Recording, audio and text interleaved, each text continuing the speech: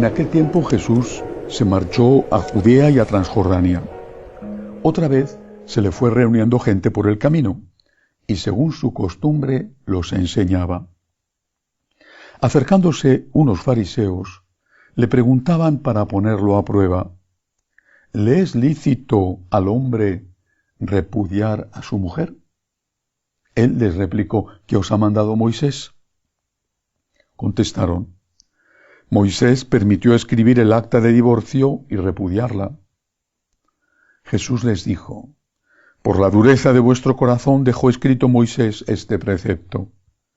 Pero al principio de la creación, Dios los creó hombre y mujer.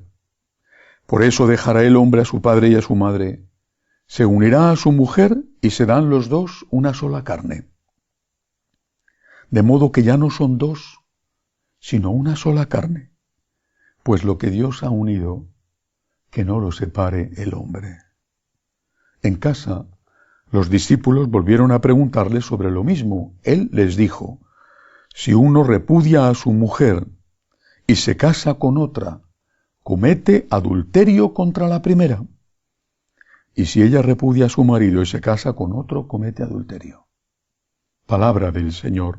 Gloria a ti, Señor Jesús. Lo primero que hay que recordar al leer este Evangelio es que Jesús está yendo en contra de lo que creían y practicaban los que vivían con él, los judíos, pero también los que estaban fuera del ámbito judío, los griegos, los romanos y los de fuera del imperio, los partos o los bárbaros. Nuestro Señor no se somete en un tema tan delicado a las normas del mundo. Por eso cuando algunos, en su ignorancia o en su maldad, dicen que Jesús estaba influido por su época, o es que no tienen ni idea de Biblia, o es que no quieren tenerla. Jesús, cuando tenía que hacerlo, se enfrentaba con lo que opinaba la gente de su época, y eso le hacía ganarse enemigos, y que algunos se alejaran. Y el Señor no transigía, no cambiaba, no cedía, no hacía rebajas. Primera enseñanza. Segunda, con toda claridad dice: el que se divorcia de su mujer o de su marido o la mujer y se casa con otra o con otro, comete adulterio contra la primera. No dice: el que se divorcia de su mujer comete adulterio. El que se separa de su mujer comete adulterio. Dice: el que se divorcia y se casa con otra. Por lo tanto, ¿qué está diciendo el Señor? Que esas segundas nupcias no le son válidas al cristiano, no le son válidas al católico. Y esto es exigente.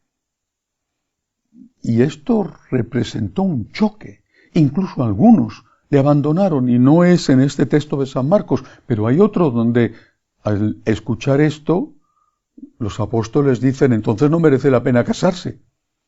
Así estaba de extendido el concepto y la práctica del divorcio. Jesús no cede. El segundo matrimonio es, estando viva la esposa o estando vivo el marido, es un adulterio. Jesús no cede con esto. Es duro, es exigente, es la palabra del Señor. Ahora bien, si esto es así, hay que intentar la nulidad matrimonial cuando ese matrimonio se ha roto. No digo que hay que conseguir a toda costa, pero sí intentar la nulidad matrimonial. Hay quizá elementos que constituyen defectos de cuando se realizó el primer matrimonio que los jueces de la Iglesia examinan, respetando la justicia, y la misericordia, y después dictan sentencia. No le corresponde al, digamos, encausado, tanto porque sea él el que se divorcia o porque sea víctima de un divorcio. No le corresponde hacer el juicio. No se puede ser juez y parte.